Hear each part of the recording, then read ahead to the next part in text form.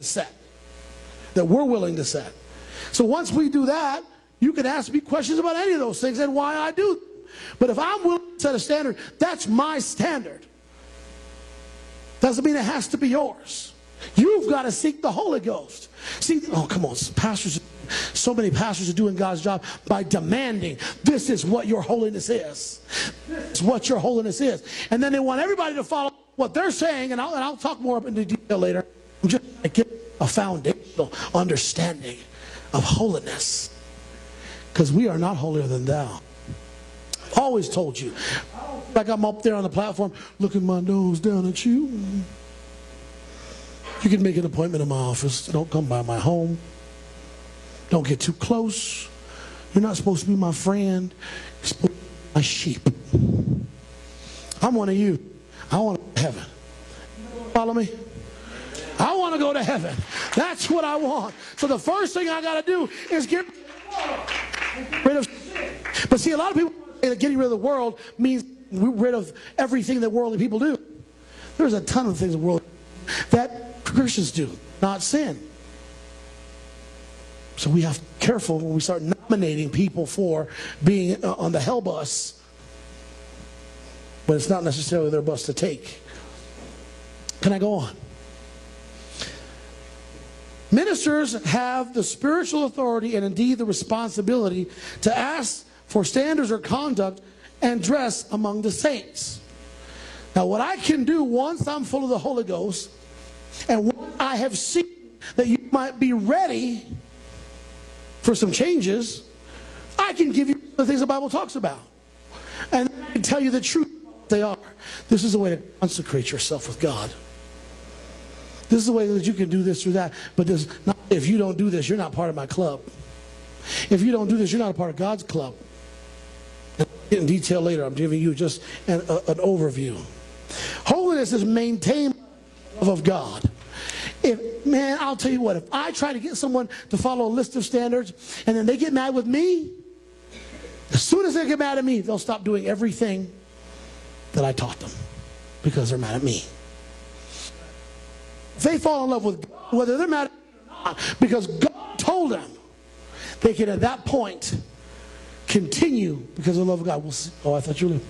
Sunday, when you're in a position of being in the church, you're falling in love with God, and you are in a deep relationship with God, that brings us to a point of wanting to go further.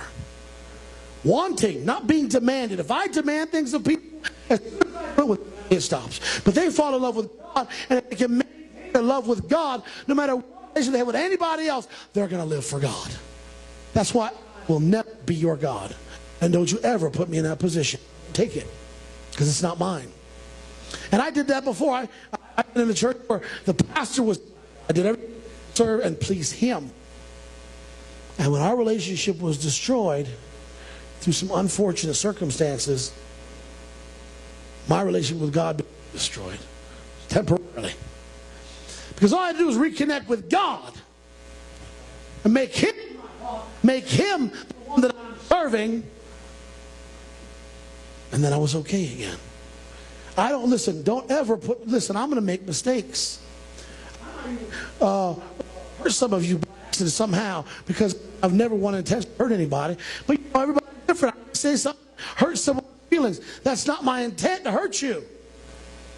But God will never hurt you. God will never let you down. God will always love you. I love you too, but I might get mad temporarily and have to get over it or something. God is pure love. Are we getting an understanding here? Amen. Holiness is the idea of separating from sin and the world. And that's it. And that's all new people need to worry about. Let me prove it. I'm not trying to put anybody down. I'm just trying to tell you what I know. These places called the UPC churches, most of them only have congregations smaller than this. Between 25 and 30 is probably the average for most of these churches. Why?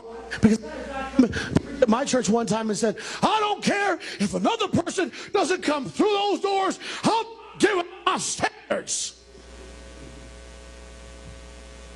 I do care if nobody else walks through those doors. I care what happens to people coming off the street.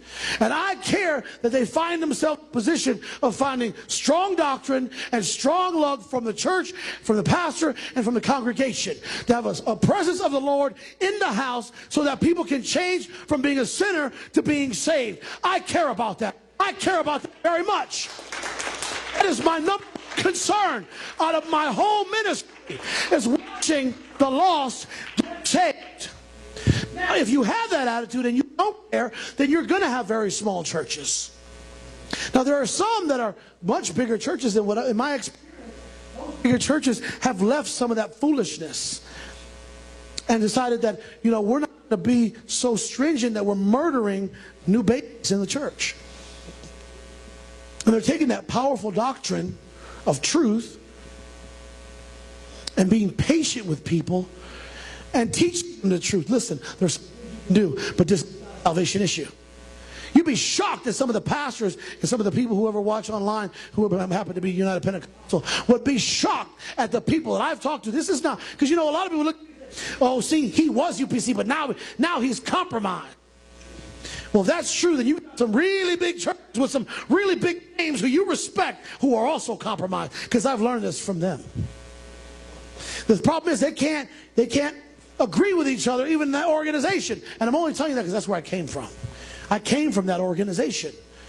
But the people who are the most stringent